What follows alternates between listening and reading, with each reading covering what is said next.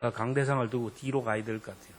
앞에 오면 누가 잡아먹습니까? 전부 다 뒤로 확 몰려있는데 강대상 들고 뒤로 갈까요? 앞자리에 여러분 다음부터는 이렇게 앉아주시면 좋겠습니다. 이 코로나 이후에 교회에 대한 대사회적인 신뢰도가 추락할 대로 추락되어서 많은 사람들이 이 교회를 욕하고, 문제는 교회 안에 있는 사람들이 자꾸 교회를 떠난다라는 겁니다. 통계적으로 전국적으로 10%에서 15% 눈에 띄게 감소되었습니다. 가나안 성도들이 점점 더 증가한다. 가나안 성도는 좋은 것 같지만 거꾸로 하면 안 나가. 가나안 이 성도라고. 예수를 믿지만, 교회는 다니지만 안 나간다라는 거예요. 주일 낮 예배로 끝나고 찬양 예배로 끝나는 사람들이 많아지고, 수요일 집회가 안 되는 교회들이 있고, 새벽 기도가 회복되지 않는 교회들이 너무 많다라는 겁니다. 공적 예배와 공동체 모임이 삶의 우선순위에서 점점 더 밀린다라는 것은 역으로 생각하면 본인이 하나님으로부터 점점 더 밀려난다는 것이고, 영적 근력이 점점 더 떨어진다라는 것입니다.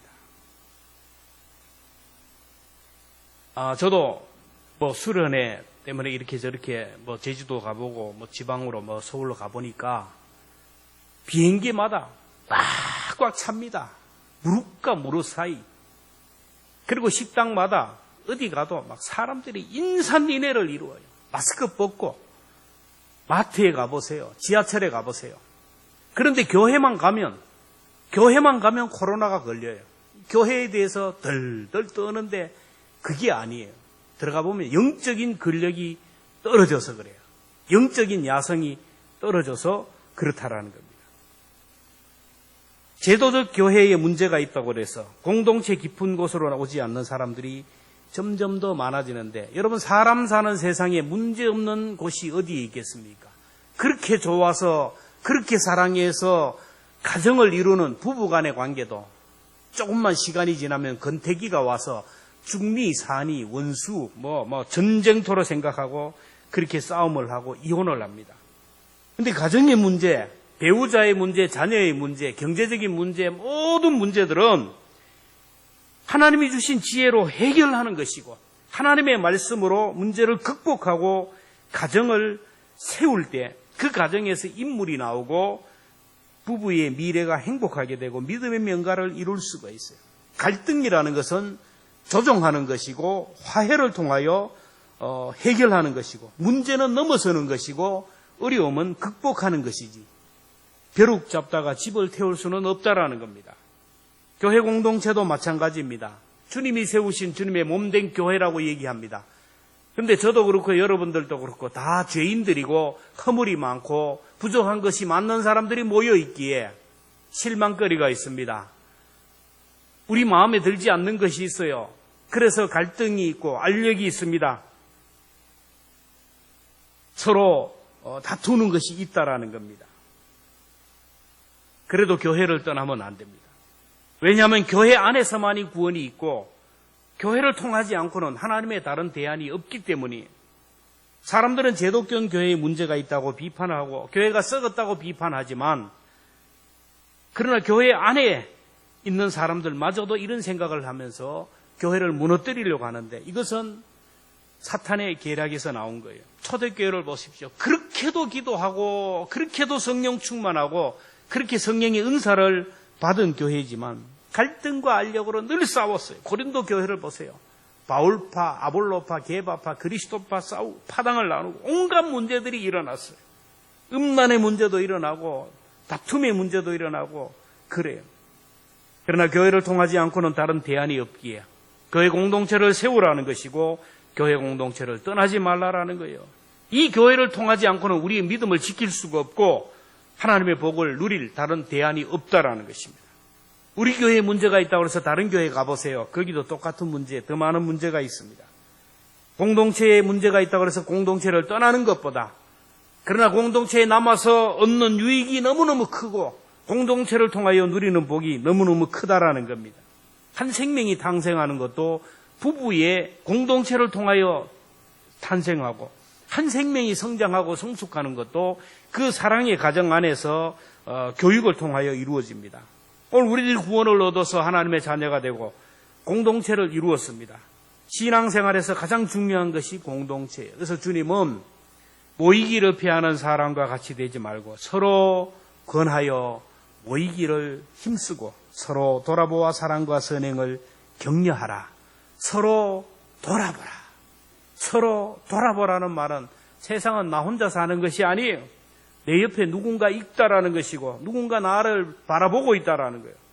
나 혼자 나는 살 수가 없어요. 나 혼자 나를 사랑하고 나 혼자 나를 격려할 수 없습니다. 저기 있는 오른손이 아무리 열심히 일하지만 오른손은 자기를 위하여 할 수 있는 게 아무도 없어요. 이 오른손이 오른손 손톱을 깎을 수도 없고 손을 씻어줄 수도 없어요. 오른손은 왼손을 섬겨야 되고 왼손은 오른손을 섬겨야 돼요. 마찬가지로 서로 돌보고 서로 함께하라고 공동체를 주셨다라는 거예요. 서로 돌아보아 사랑과 선행을 격려하며라는 말은 헬라어로 분발시키다, 자극하다, 호흡을 불어넣는다라는 뜻이에요.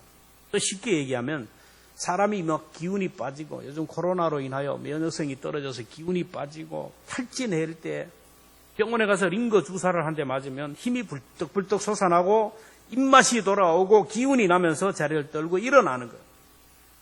자동차의 바퀴에 바람이 빠지면 달리지도 못하고 자동차의 무게를 유지하지 못해서 자동차가 움직일 수가 없는 거예요. 그럴 때 바퀴에 타이어에 바람을 넣으면 생생하게 달리는 것 같아요. 격려라는 것은 링거 주사를 맞는 것이고 바람을 넣는 것과 같아요. 격려는 죽어가는 사람을 살리는 자극제이고 연약한 자를 일으키는 활력제와 같아요. 우리가 한 주간 동안 살아가다 보면 저도 그렇고 여러분도 그렇고 지쳐요. 이 사람 말, 저 사람 말, 이 사람에게 상처받고 돈에 대한 상처, 내 몸의 아픔들, 세상에 살아가다 보니까 너무너무 힘들고 지치고 피곤해서 탈진한 상태로 교회에 오지만 1시간 예배를 드리면서 기도하는 동안, 찬송하는 동안 우리 하나님의 임재를 경험하면서 성령이 우리 가운데 함께 하심으로 인하여 나갈 때는 한 주간을 살아가는 힘과 용기를 얻는 것이 아닙니까? 미국에 한 소년이 살았는데 이 아이는 어디를 가나 말썽꾸러기예요. 학교 가도 말썽꾸러기고 이웃에 가도 저기에 인간이 집에서도 부모님에게 걱정거려. 사람들에게 손가락질을 당하며 저게 인간이 되겠느냐. 헬성 싶은 나무는 떡잎부터 안다는데 끝났다. 그런데 어느 날 그 마을에 할머니 권사님이 이 소년의 어깨를 다독거리면서 얘기합니다. 얘야, 너는 성격이 쾌활하고 말을 잘하니 설교자가 되면 많은 사람들을 감동시키는 훌륭한 사람이 될 수 있겠다. 이 짧은 말 한마디가 비수가 되어서 이 아이의 가슴에 새겨졌어요. 이 소년이 그 유명한 복음 전도자 수십만 명을 그리스도에게 인도했던 빌리 그레암 목사님입니다. 그래서 너희는 서로 격려하라고 하십니다. 성경에는 서로라는 말이 50번 이상 나와요. 서로 사랑하라, 서로 존경하라, 서로 짐을 나누어지고 서로 용서하고 서로 복종하고 서로 건면하고 서로 격려하라. 자, 그러면 우리 교회 공동체 안에서 무엇을 서로 격려해야 될까요? 복음의 본질 가치요. 첫째는 모이는 일을 격려하라고 하는 거예요. 22절에 보면 우리가 마음의 뿌림을 받아 악한 양심으로부터 벗어나고 몸은 맑은 물로 씻음 받았으니 참 마음과 온전한 마음으로 하나님께 나가자. 예수 그리스도의 보혈의 피로 씻음 받고 하나님의 자녀가 되었으니 이제는 하나님 앞에 날마다 나가야 된다라는 거예요. 하나님 앞에 나가서 하나님을 만나고 하나님의 은혜를 공급받아야 우리가 영적으로 강해질 수가 있어요. 하나님을 만나는 예배의 자리에 서로 격려하라는 겁니다. 기도하는 자리에 서로 격려하여 모이라는 겁니다. 서로 섬기고 봉사하고 교제하는 자리에 서로 격려해서 모으라는 겁니다. 교회는 에클레시아, 부름받은 사람들의 모임입니다. 나 혼자 예배하러 오는 것이 아니라 서로 격려해서 예배하는 일에 함께 오라는 거예요. 가족들, 구역 공동체, 남녀 성교회 주신 이유는 그들을 격려하여 함께 오라는 거예요. 여러분, 예수님의 수제자 베드로, 그를 누가 전도했는데 아십니까? 베드로의 동생 안드레입니다. 안드레가 세례 요한을 통하여 예수님을 만나고 나서 제일 먼저 자기 형님 베드로를 예수님께 인도해서 예수님을 만나게 하고 결국 수제자가 되게 했어요. 오늘 가족을 우리에게 주신 이유는 나를 통하여 믿지 않는 가족을 전도하라고, 그 사람을 강건하여 모이기에 힘쓰게 하라고 그렇게 하셨어요. 성도는 누구든지 강건하여 공동체로 이끌기만 하면 성령님이 그 사람을 만져주시고 변화시켜 주시는 거예요. 교회는 모일 때 역사가 일어나고 성령님은 성도들의 공동체에 역사합니다. 여러분, 동물의 세계들을 보면 뭐 사자 새끼나 아니면 곰 새끼나 이렇게 늑대들이 새끼들만 있는데 가만히 보면 새끼만 있는 게 아니에요. 보이지 않지만 그 옆에 어미가 지켜보고 있어요. 누구의 공격을 받으면 즉각 나타나서 막아주는 것을 봅니다. 이와 같이 저와 여러분들이 모이는 이 교회, 오늘도 주의 이름으로 모인 일부 예배 때 주님이 안 보이지만은 성령 하나님께서 오늘 우리를 지켜보고 계시고 오늘도 이 공동체 안에 함께 하시는 줄로 믿습니다. 마태복음 18장 20절에 보면 두세 사람이 내 이름으로 모인 곳에는 나도 그들 중에 있느니라. 십자가에 못 박혀 돌아가신 주님이 3일 만에 부활하셔서 제일 먼저 제자 공동체를 찾아가셨습니다. 요한복음 20장 19절에 보면 이날 곧 안식 후 첫날 저녁 때에 제자들이 유대인들이 두려워서 모인 곳에 문을 닫았더니 예수께서 오사 가운데 서서 이르되 너희에게 평강이 있을지어다. 제자들은 두려워요. 죽음이 두려워서 자기들끼리 모여서 문을 잠가놓고 앉아있는데 그 믿음의 공동체에 그 성령님이 오셔서 만나주셨어요. 마가의 다락방, 예수님의 제자들과 120명의 성도들이 마가의 다락방에서 모여서 찬송하고 기도할 때 하늘이 열리면서 오순절 성령 강림 사건이 일어나지 않았습니까? 오늘도 성령님은 믿음의 공동체에 임재하시고 예배드리는 자리에, 기도하는 자리에, 사랑하고 섬기는 그 자리에 찾아오시는, 창세기부터 요한계시록까지 유유히 흐르는 메시지가 뭐냐면 믿음의 공동체입니다. 공동체를 떠나지 않고는 하나님이 말씀하지 않고 공동체를 통하지 않고는 역사하지 않아요. 여러분, 우리 한국교회가 이 교회사 이래 세계 어느 교회보다가 유래를 찾아볼 수 없을 정도로 폭발적으로 부흥하고 세계적으로 이렇게 주목을 받는 교회로 성장한 이유를 많은 사람들이 바로 우리 민족의 전통성, 전통적인 특징, 공동체성이 강하다는 거기에서부터 시작된 거예요. 전통적으로 우리는 공동체 정신이 아주 강했는데 결혼이나 초상이 나면 여러분 애경사가 있으면 공동체가 모여서 함께 일을 했어요. 옛날에는 초상이 나면 이 집에는 감주 해오고 이 집에는 떡 해오고 이 집에는 뭐 하고 해서 3일 동안 온 마을 사람들이 힘을 합해서 그 고난을 이겨냈어요. 결혼을 해도 마찬가지입니다. 부조를 합니다.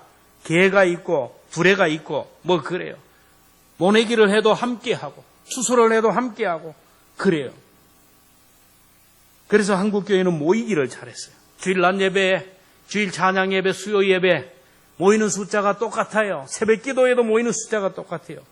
남녀 선교회, 셀 모임, 기도 모임에 참여율이 높았어요. 교회에 나오지 않으면 구역 식구들이 찾아갑니다. 전화를 하고 그렇게 해서 강건합니다. 근데 지금은 공동체 의식이 점점 더 약해져 가고 있는데 믿음의 공동체에서 떨어지면 자꾸 믿음이 떨어져요. 영적 근력이 떨어지는 거예요. 우리가 도마 그러면 의심 많은 제자. 여러분 그 불명예를 안게 되는 거예요. 의심 많은 제자. 지금까지 의심 많은 제자로 닉네임이 있는데 그가 왜 그랬을까요? 그 이유를 성경은 이렇게 얘기합니다. 요한복음 20장 24절 같이 함께 읽겠습니다. 시작. 12제자 중에 하나로서 디두모라 불리는 도마는 예수께서 오셨을 때에 함께 있지 아니한지라. 부활하신 주님이 제자들을 찾아갔을 때 그 자리에 도마가 없었어요. 무슨 일인지 몰라도. 예배의 자리에, 기도의 자리에, 공동체에 빠지면 믿음이 떨어지고 의심이 생기고 신앙이 떨어지고 은혜도 감사도 다 떨어지고 축복도 떨어져요. 교회에서 왜 자꾸 모이라 그러니까?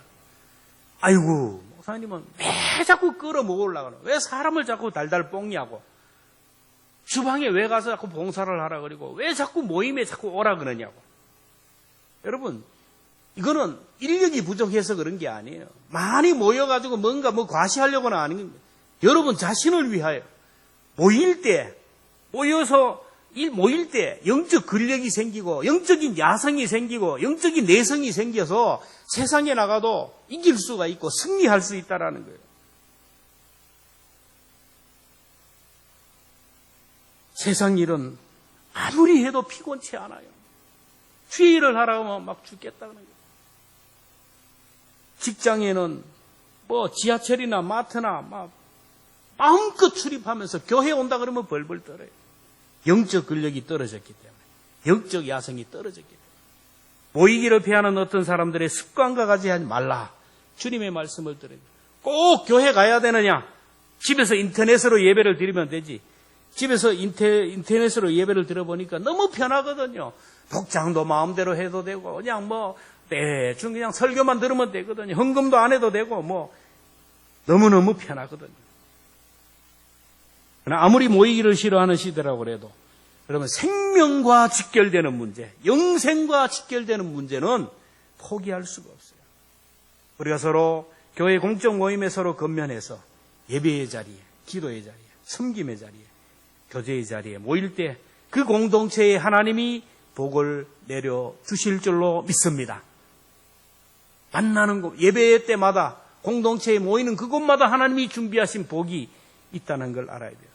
자, 그럼 우리 공동체에서 두 번째는 뭘 해야 되면 서로 소망을 격려해야 됩니다. 따라합시다. 서로 소망을 격려하자. 23절에 보면 또 약속하신 이는 미쁘시니 우리가 믿는 도리의 소망을 움직이지 말고 굳게 잡고. 살다가 보면 막 소망이 사라질 때가 있어요. 왜 자살을 합니까, 사람이? 아무리 생각해도 끝이 안 보이니까, 소망이 안 보이니까 끝났다라고 생각하기 때문에 삶을 포기해요. 그러나 그리스도인들은 하나님이 언제나 나와 함께 한다는 것을 믿기에, 하나님이 나와 함께 한다는 것을 의식하기에 자살하지 않습니다.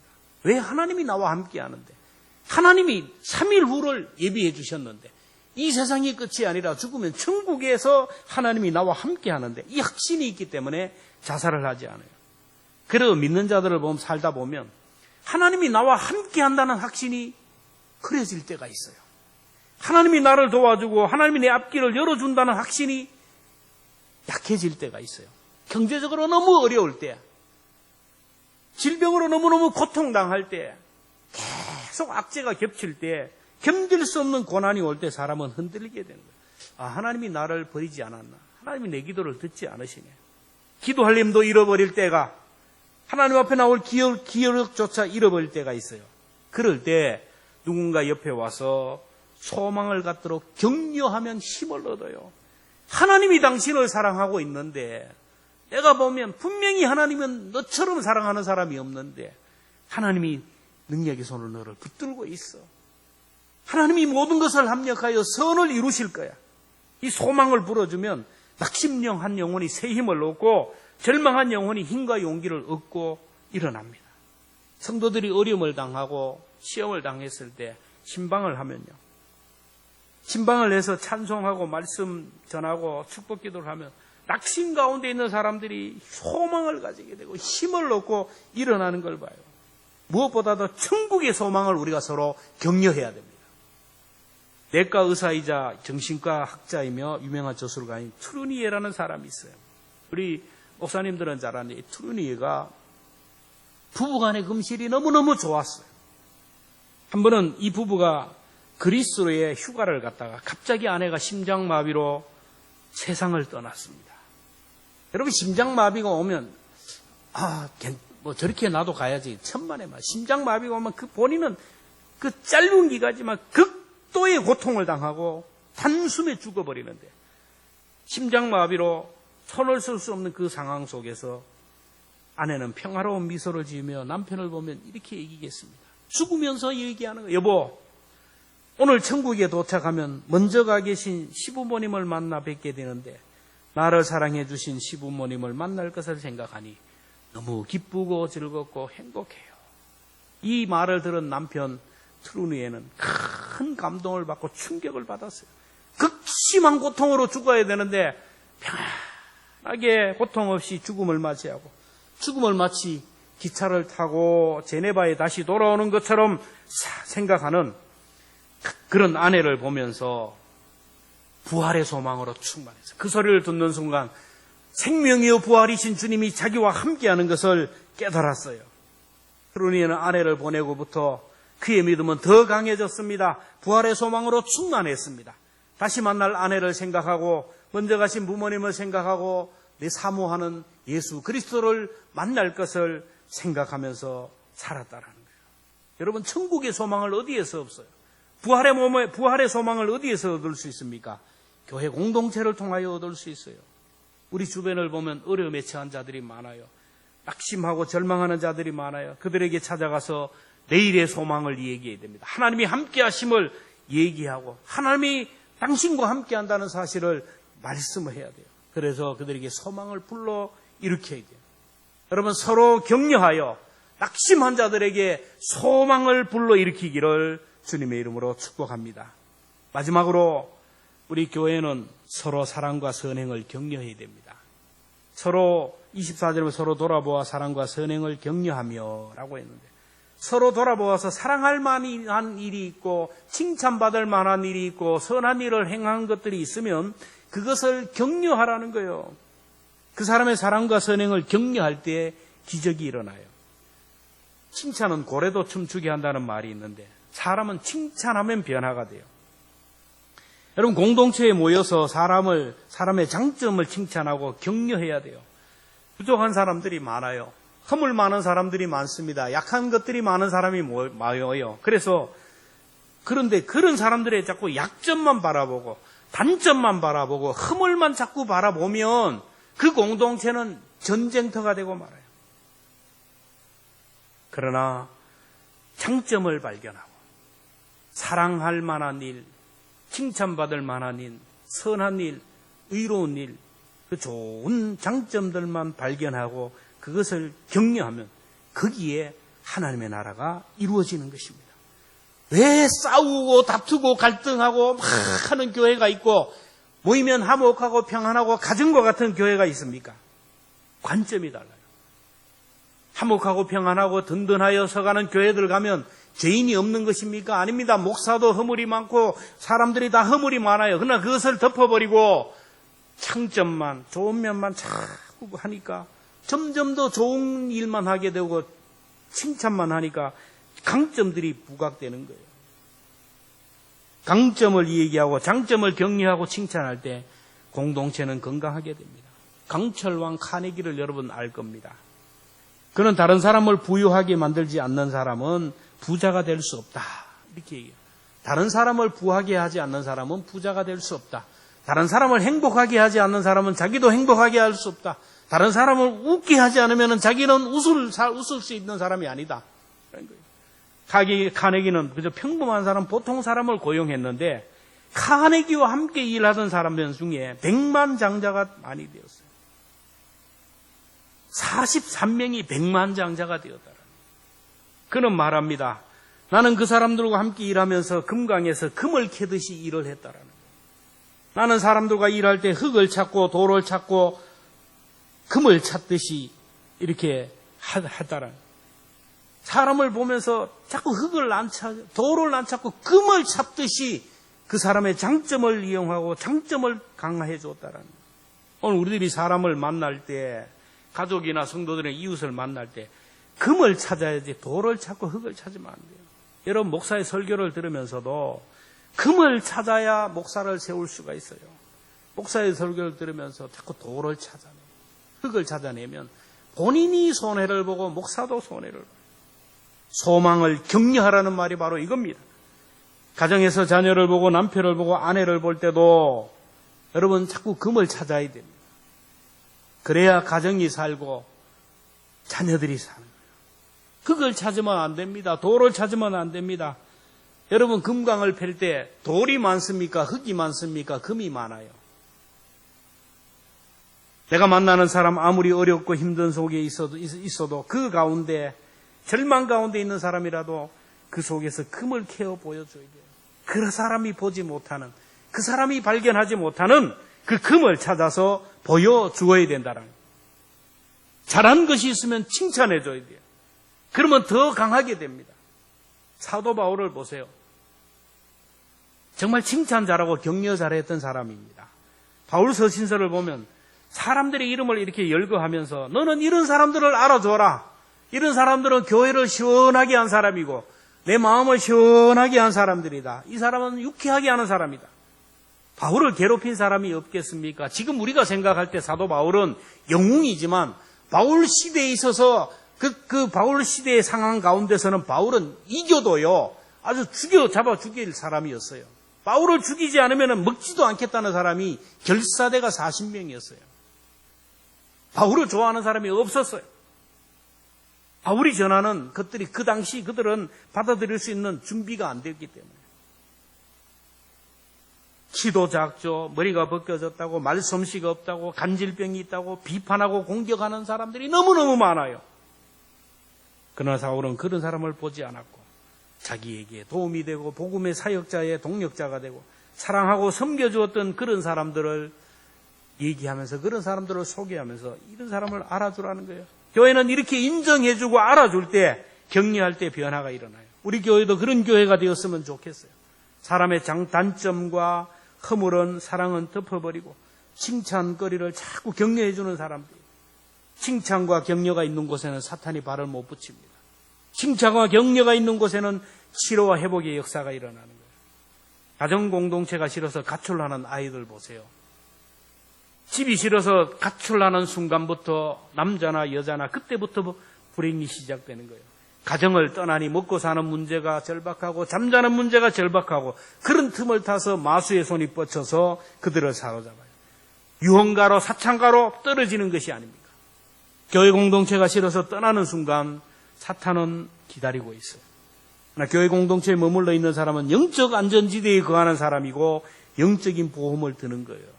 여러분, 보험 중에 가장 큰 보험이 교회 안에 머무는 것이고 교회 공동체 안에 속해 있는 것이라는 것을 믿으시기를 바랍니다.